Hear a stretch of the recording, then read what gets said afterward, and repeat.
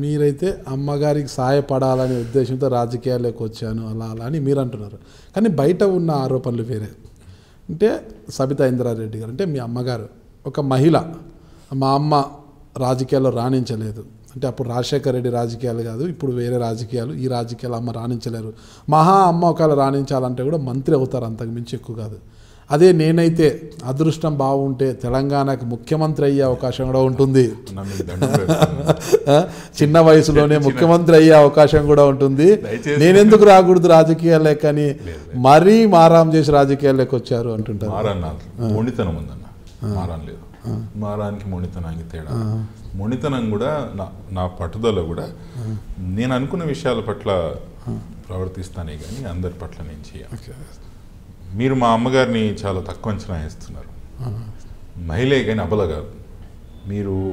మీరు ముందు కూడా కలిసినారు మా అమ్మగారిని.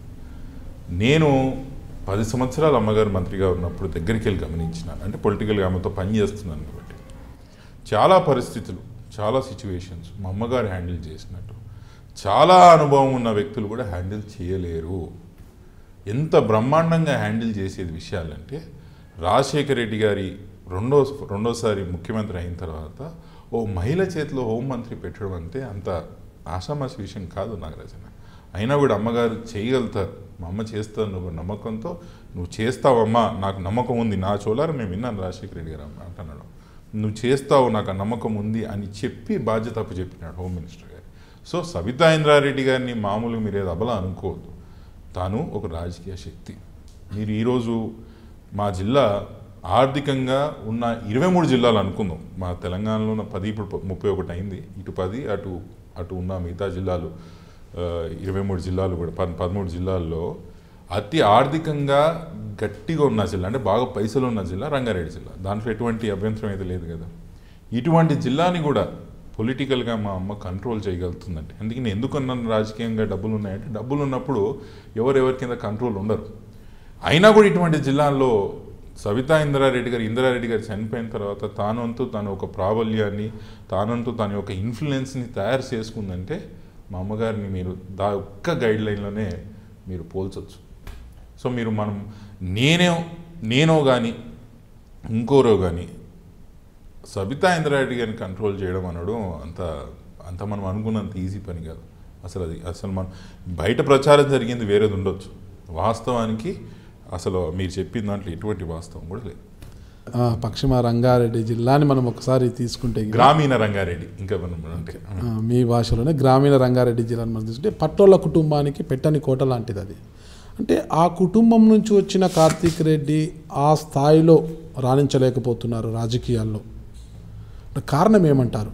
ఇప్పుడు నేను మొదటిసారి పోటీ చేసినప్పుడు నాకు 29 సంవత్సరాలు.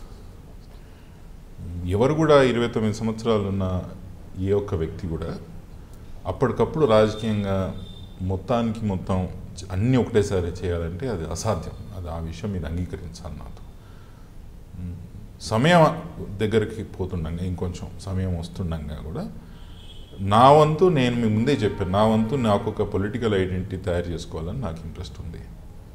నా వంతు నేను పొలిటికల్ ఐడెంటిటీ చేసుకునే ప్రయత్నంలోనే ఉన్నాను. ఈరోజు ఇంద్రారెడ్డి గారు నువ్వు ఎందుకు చేయలేకపోతున్నావు, సబితా ఇంద్రారెడ్డి గారు నువ్వు ఎందుకు చేయలేకపోతున్నావు అనే ప్రశ్న చాలామంది అడుగుతారు. చాలామంది నాకు కూడా ఇంద్రన్నలాగా ఉండాలి కదా అని. ఇంద్రన్నలాగా ఉండాలంటే ఆ రోజు సమయం వేరే. ఈరోజు ఇంద్రన్నలా ఉన్నా కూడా ఎంత మేరకు మనం పొలిటికల్గా రిజల్ట్ వస్తుంది అనేది కూడా ఆలోచించుకోవాలి. సో అంత ఈజీ కాదు. సమయం ఇంకొంచెం దగ్గరకు పోయిన తర్వాత నాకు ఒక అవకాశం ప్రజలు నాకు కలిగించాలని ఆలోచన చేసినప్పుడు, నాకు అవకాశం కలిగించినప్పుడు నేనేందని నాకు నిరూపించుకునే ఒక సమయం ఆనాడు వస్తుంది. కానీ ఈరోజు నేను చేయగలిగేది చాలా లిమిటెడ్ నాగరాజన్న, చాలా లిమిటెడ్గా ఉంటుంది. తెలంగాణ వాదము అంటే తెలంగాణ నినాదం అనేది గడిచిన దశాబ్దాల కాలంగా నడుస్తున్నది. కానీ మొట్టమొదటి దాన్ని భుజానికి ఎత్తుకుంది మీ నాన్నగారు ఇంద్రారెడ్డి గారు అంటారనమాట. అసలుకి తెలంగాణ వాదం అంటేనే మొట్టమొదటి అక్కడి నుంచే స్టార్ట్ అయింది. అంటే ఒకానొక సందర్భంలో ఉద్యమాన్ని నడిపించే సమయంలో చేతిలో డబ్బులు లేకపోతే మీ అమ్మగారి బంగారాన్ని సైతం తాకట్టు పెట్టి మరీ ఆయన అప్పులు చేసి ఉద్యమాన్ని నడిపించారు. కరెక్ట్. చాలామందిని కూడా నాయకుల్ని నడమని అడిగారు. ఎవరు కూడా తెలంగాణ పేరు చెప్తేనే పరిగెత్తిపోయే నాయకులంతా ఈరోజు తిరుగుతున్నారు. కానీ ఆ రోజే ఒంటరిగా పోరుబాట పట్టారు. వాదాన్ని నిలబెట్టడానికి ఇంట్లో నగలు, భార్య నగలన్నీ కూడా అమ్మి వాదాన్ని నడిపించారు. కానీ ఆ విషయాన్ని మీరు ఈరోజు ప్రజలకు తెలియజేయడంలో కావచ్చు, ప్రజా సమస్యలను పరిష్కరించడంలో కావచ్చు పూర్తిగా విఫలమవుతున్నారు. ప్రజా సమస్యలు అంటే నాగరాజన్ అంటే ఏదైనా కూడా ఇప్పుడు మీ దక్షిణ తాండూరు తీసుకోవచ్చు, వికారాబాద్ కావచ్చు, మీ చేవెళ్ళ కావచ్చు, ఇవన్నీ కూడా అంటే ఈ కరువు ప్రాంతాలు ఇవన్నీ కూడా మనం అది మళ్ళీ మాట్లాడాలి. ఇవన్నీ ఉద్యమం విషయం మీరు అడిగినారు. తెలంగాణ ఉద్యమం మొదలు తెలంగాణ రాష్ట్రం సపరేట్ కావాలా, తెలంగాణ ప్రాంతంలో తెలంగాణ రాష్ట్రం సపరేట్ కావాలని పోరాడింది మరి చెన్నారెడ్డి గారు. పొలిటికల్ ఉద్యమం తీసుకొచ్చింది. ఆయన కూడా మా ప్రాంతానికి సంబంధించిన నాయకుడు. 69వ ఉద్యమంలో నాన్నగారి వయసు చాలా చిన్నది. ఆయన స్కూల్ దశలో ఉన్నా కూడా ఎంతో అంత తెలంగాణ పట్ల అభిమానం పెంచుకున్నాడు నాన్న చిన్న వయసులోనే. సో మొదలు చెన్నారెడ్డి గారు ఉద్యమం మొదలుపెట్టినారు. చెన్నారెడ్డి గారు అయిపోయిన తర్వాత ఎన్టీ రామారావు గారి యొక్క దుర్మరణం తర్వాత తెలంగాణ ప్రాంతానికి ఇంకా నా వంతు నేను ఏదో విధంగా సహాయపడాలా, నా వంతు నేను ఏదో కృషి చేయాలా తెలంగాణ రాష్ట్రం కోసం అనే ఒక ఆలోచనతో నాన్నగారు ఆ రోజు జై తెలంగాణ అని పార్టీ పెట్టారు.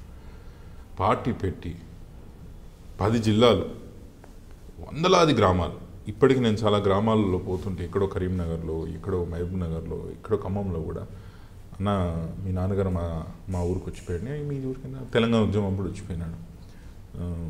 దాదాపు ఒక 2 సంవత్సరాలు నిరంతరం ఎటువంటి పొలిటికల్ స్వలాభం ఆలోచించుకోకుండా తెలంగాణ ప్రాంతం పట్ల ఉన్న అభిమానాన్ని ఏదో విధంగా తెలంగాణ ప్రజలకు చాటాలా, తెలంగాణ జరుగుతున్న అన్యాయాన్ని అరికట్టాలా, తెలంగాణ రాష్ట్ర ప్రాంతంలో ఉన్న రైతు కర్షక వర్గాల యొక్క నష్టాన్ని ఏదో విధంగా మనం తీర్చాలని ఒక ప్రయత్నంలో నాన్నగారు మొదలుపెట్టినారు.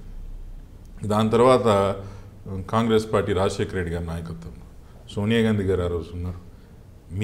మీరు తెలంగాణ ఏదైతే ఎజెండా ఉన్నారో మాది తెలంగాణ ఎజెండా అని, రానున్న రోజుల్లో తెలంగాణ రాష్ట్రం ఎట్లా చేయాలని ఆలోచన చేస్తామన్నప్పుడు తీసుకొచ్చి నాన్నగారు తన పార్టీ కాంగ్రెస్ పార్టీలో విలీనం చేసినారు. 99లో పోటీ చేసినారు కూడా.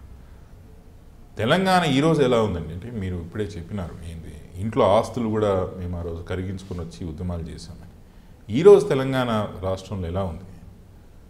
తెలంగాణ ఉద్యమం వల్ల మేము ఆ రోజు రాజకీయంగా ఆర్థికంగా నష్టపోయిన వాళ్ళు మేమైతే తెలంగాణ అజెండాని ముందు వేసుకొని రాజకీయంగా ఆర్థికంగా సామాజికంగా బలపడిన వాళ్ళు ఈరోజు తెలంగాణలో చాలామంది ఉన్నారు. ఈరోజు రాజ్యం వెళ్తున్న వాళ్ళు కూడా ఆ కోవకు చెందిన వాళ్ళే నాగరాజన్. మీరు ఒకసారి మీరు గమనించండి, నేను ఎవరి గురించి చెప్తున్నా మీకు అర్థమైంది. కేసీఆర్ అండ్ ఫ్యామిలీ తెలంగాణ అజెండాను ముందు వేసుకొని రాజకీయంగా బలపడింది. చిన్న సిద్దిపేటలో ఒక మామూలు ఎమ్మెల్యే ఉన్న కేసీఆర్ గారు తెలంగాణ వ్యాప్తంగా ఆ రోజు ఆంధ్రప్రదేశ్ వ్యాప్తంగా కూడా ఒక పెద్ద పర్సనాలిటీ అయినాడంటే ముమ్మాటిగా తెలంగాణ అజెండాని. ఆయనే కాదు, ఆయన పిల్లలు రాజకీయ నాయకులు అయినారు, ఆయన అల్లుడు రాజకీయ నాయకుడు అయినాడు. ఈరోజు రాజకీయంగా ఎవరైనా తెలంగాణ ప్రాంతంలో తెలంగాణ అజెండా వల్ల లాభపడ్డారంటే అది కేసీఆర్ ఫ్యామిలీ అని మనం చెప్పుకోవాలి. ఆర్థికంగా తెలంగాణ అజెండా వల్ల ఎంత ఆర్థికంగా ఈరోజు బలపడినారో ఒకసారి మీరు ఆలోచన చేయండి. ఎక్కడో మామూలుగా ఉన్న వాళ్ళే మాలాగా ఆస్తులు కరిగించుకోలేదే, మా నాన్నగారు లాగా ఇంట్లో బంగారం అమ్ముకొని వాళ్ళు ఉద్యమాలు చేయలేదే. ఎవరో మీద పడి ఎవరి ద్వారానో ఆర్థికంగా లాభపడుతూ తెలంగాణ ఉద్యమాన్ని ముందు పెడుతూ వాళ్ళు గట్టిగైనారు. ఆర్థికంగా సామాజికంగా ఏడుంది మీ సామాజిక వర్గం ఈరోజు తెలంగాణలో శాతం ఎంత? మీకు అధికారుల్లో భాగస్వామ్యం పంచుకున్న శాతం ఎంత? ఈరోజు రాష్ట్రాన్ని అంతా కూడా మీరు మీ కుటుంబ సభ్యులు మరి మీ కులస్తులు నడుపుతున్నారా లేదా అనే విషయం మనం ఒకసారి ఆలోచన చేయాలి. సో రాజకీయంగా ఆర్థికంగా సామాజికంగా నష్టపోయినది మేము తెలంగాణ ఉద్యమం అంటే మేమే కాదు, మాలాంటి కుటుంబాలు వేలాది కుటుంబాలు ఉన్నాయి తెలంగాణలో. కానీ రాజకీయంగా ఆర్థికంగా సామాజికంగా తెలంగాణలో గట్టిగా అవుతూ తెలంగాణ ఉద్యమాన్ని తాకట్టు పెట్టి పైకి వస్తున్న వ్యక్తులు ఎవరు ఉన్నారంటే ఈరోజు తెలంగాణలో కేసీఆర్ అండ్ ఫ్యామిలీ. మీరు చూస్తున్నారు ఐ డ్రీమ్ న్యూస్ని. మీరు చూస్తున్నది ఐ డ్రీమ్ న్యూస్. అంటే కళలని నిజం చేస్తూ ప్రజలకి నిజాలని కళల ద్వారా తీసుకొచ్చే ఐ డ్రీమ్కి మై బెస్ట్ విషెస్. మీరు చూస్తున్నది ఐ డ్రీమ్ న్యూస్. మీరు చూస్తున్నారు I dream channel. For more videos please subscribe I dream. మరిన్ని వీడియోల కోసం ఐ డ్రీమ్ని సబ్స్క్రైబ్ చేయండి. Please subscribe I dream. And I am very much satisfied with the way interview went on. Kindly subscribe to I Dream. For more videos, subscribe to I Dream. And loads of fun entertainment and content. Do watch I Dream.